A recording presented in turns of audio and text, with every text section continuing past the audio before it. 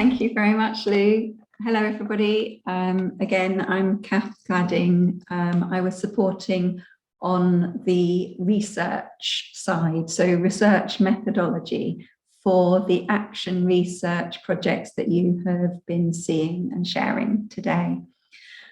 So my task is to try and give an overview, but also pick out some common themes from what we have seen today in this room one. So if you've been jumping across, I've just been in room one all day. So that's what I'll be picking up on now. It is hard to pick out things to talk about at the end of a day like this, because there has been so much and such a level of detail and specifics here. And we've ranged between the theory that is in published literature to previous research that you and others have done, to examples of students' work, to quantitative findings, just a vast array. And we've kept coming back to the maths again and again, and at the essence of what we're about, it's what works well in FE maths resits. So here's my take on it. Of course, yours will be different, but just to help the sort of process and thinking. But before I start, I'll just mention the videos from today will be available in the next few days, and they will be circulated. The reports that Lou has mentioned, each project that you've seen today will be accompanied by a detailed written research report. And in the appendices of those, there are examples of the questionnaires used, so blank copies of those, and the topic guides and so on used, and more examples of learners' work, but also more of the resources, the materials that you could use, adapt, and use in your own colleges too, and other settings too. Okay, those reports will be out in the autumn term. So they go through a QA process over the summer. You may have heard me say this before, apologies. They go through a QA process over the summer, and they will be published on the CFEM pages of the ETF website come late October, maybe early November. Okay. But the videos are out way before that. But just because things are not published yet, it doesn't mean they can't be used, they can't be picked up, and you can't get in touch with anybody. Of course, get on and please use it. This is action research we're doing here. I was interested, just as another aside, to the links that this session on responsive teaching made to some of the other key themes, key priorities that this program has been pursuing for effective teaching and learning in FE maths. And there were brilliant links throughout many presentations to engagement and motivation. Let's not lose that. So crucial to engage and to motivate these learners. The effective use of technology, perhaps, particularly to automate or semi-automate feedback, and the whole teaching for mastery theme as well. So really important to keep those key themes of the CFEM program, which are ones that practitioners themselves prioritize at the fore. Okay, so responsive teaching approaches. This has been fascinating all day. Just to recap, what I saw again and again, and I hope you picked up on too, but this is my take on it, is that people who've presented have broken free of a set scheme of work and plodding through it and the traditional delivery of that. So plodding through it's a little bit pejorative, but I hope you appreciate what I'm getting at. And going instead for a diagnostic assessment, and then analysing to identify the gaps, and then providing learning to fill those gaps in targeted ways, often using technology for efficiency and repeat practice. And then we've seen examples again and again of the positive impact on at least a significant minority of learners. So no silver bullet, but interventions that have been very manageable in the large part to put in, and they have made a difference, nudged up progress, nudged up confidence. So overall, worthwhile the effort of doing. So that process of breaking free from the set curriculum, diagnostic assessment, identifying gaps, providing learning to fill those gaps, and then the outcomes being a positive impact for good numbers, we've seen again and again. So we started today with Paloma from Brighton Met, who set out a very strong set of reasons why flipped learning would be beneficial. And she found little resistance to the concept of flipped learning, and then went on to investigate how best to go about implementing that. And we know there are issues with flipped learning, but there was real headway made there. Brilliant. And Shabana from East Kent College talked us through how using question level analysis that was pre-linked to sensory nuggets that would fill gaps, and that could be also focused on with also used by teachers in class with small groups of learners working on the different targeted topic that they need, could lead to really positive outcomes. We had Lucy from Wilberforce, who in her characteristically very modest way did say overall the intervention was worth it. Another diagnostic assessment to identify gaps and shared back with learners and linked to targeted practice. Lorna and Josephine from Tameside, they set out for learners to engage in meaningful and achievable short-term goal setting. So to rewrite the rule book, if you like, on target setting and goal setting. And again, this project, it seemed to me, was targeting very specific, very short-term, achievable steps that filled gaps that actual learners had. So we've got that too, ever so good. Lee, Nathan and Naim, thank you so much for your sharing today from Tech Partnership.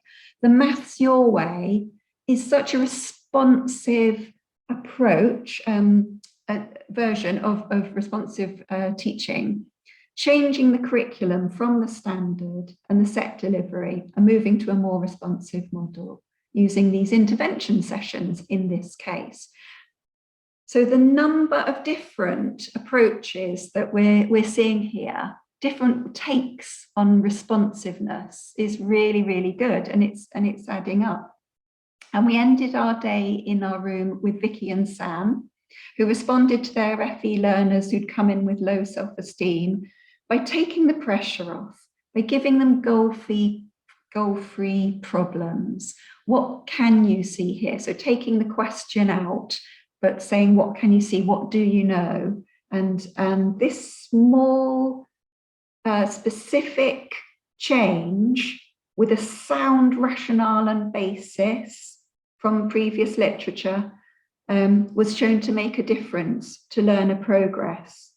And it had a big impact that we saw on confidence too, which has the knock-on effect and maybe in the more long term. And it opened the door, I love that phrase, it opened the door for grade 3 learners, particularly at Wolverhampton, but could work elsewhere too. Okay, so that's the overview of what we've seen. Just to wrap up, 3 further key points that I'd like to make before we end today. One is to really re-emphasize the specificity, is that a word? The specificness of, or the granularity of what these projects have been able to get into. into the details of which maths pedagogy works best for which learners in which circumstances. That's fabulous. Again, no silver bullet. You'll always adapt what you've seen here to your own settings as well. But a lot of positive findings. And that individualization or personalization can work in some circumstances, but in others, for example, in class teaching, it's too overwhelming. And again today, we've seen students be put into small groups, working peer-to-peer support and helping each other. So the whole class isn't necessarily doing the same thing, or the teacher is targeting the topics to what groups of people, or what the common issues are that people are actually stuck upon. And that way of working seemed to be a real common theme. Now I'm going to turn to talk about the research. And I just want to really praise the quality of the research that we have seen today, the assuredness that it has been conducted with and delivered today. You can very confidently stand there and say, if you were presenting today, I am a practitioner researcher. That's the kind of label, if you like labels. And that is a major string to your bow. You are using, and other people can too, this cycle. There was a lot of talk today about, in this action research cycle, it's just going around the loop of finding out, working out what to deliver, having a go, and systematically evaluating how effective that worked. And then going around the loop again for another cycle. That continuous improvement model, that continuous improvement is really key to professional practice, isn't it? And really praise people for using action research for their own continuous improvement, and to do so in such high quality and fluid or fluent ways was really great. We've seen a vast array of research methods, and I hope people have been inspired to see the sorts of data that you could collect. You could collect it from the Hegarty's and the Centuries or whatever software. You could collect it from assessments or from examples of students' work, or from interviews, focus groups, staff observations of students whilst they work, teacher reflective logs. There's a huge array. But you would have noticed in any one project, they're using multiple data collection methods. And that's great because you get different perspectives on the same research question, on the same issue that you're really wanting to investigate. Technical language for that is when you bring the different sources of data together, is triangulation. Don't know why it's triangle, not quadrangulation or whatever, but there you go. That's what you'll read in research methods textbooks, triangulation. But that was really well done, and it came across strongly. Okay, so I just want to finish off by asking you to do something. I'm going to put a link into chat now, and I'd like you all to click on that link. So could everybody please click on this link and open it for yourself. Now, these are the Education and Training Foundation's professional standards. If you're not aware, these were updated and reviewed and updated this year. There are 20 of them organized into 3 different groups. And what I'd like you to do is to just go down these standards and put into chat the number, so from 1 to 20, of a standard, or lots of different standards, that you have seen researchers demonstrate. Lou, does that sound okay? Have I explained that okay? You absolutely have, yes. Super. So can you do that now for us? Just take 3 minutes, read the standards through quickly, and just put into, because this is another way of reconfirming what has been achieved by people and what can be achieved through doing projects like this, which push the FE math sector forwards. Okay, right. Go ahead. I'll give you 2 minutes from now. So, for example, if you've seen today that people have critically reflected upon and evaluated their practice, then put in number 1 to chat. Yeah, Joe's picked out 13 as particularly important.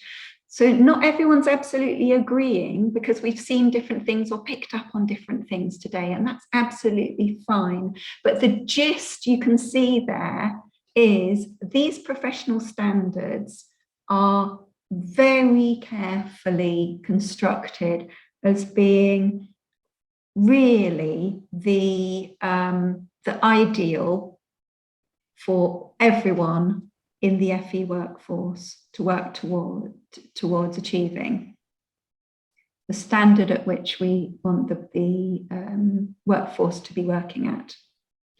And it just shows that the whole Action Research Programme has, I hope, facilitated people in one way. I'm not saying you didn't already do these, but in one way it has facilitated people to achieve these standards. That is a massive high to finish on. And I just want to thank everybody for behind the scenes, as well as people who've attended and presented, because it's been a really, really worthwhile time to mainly make those connections and get inspiration for practice, our own practice, when we start again afresh next year. Thank you, Lou.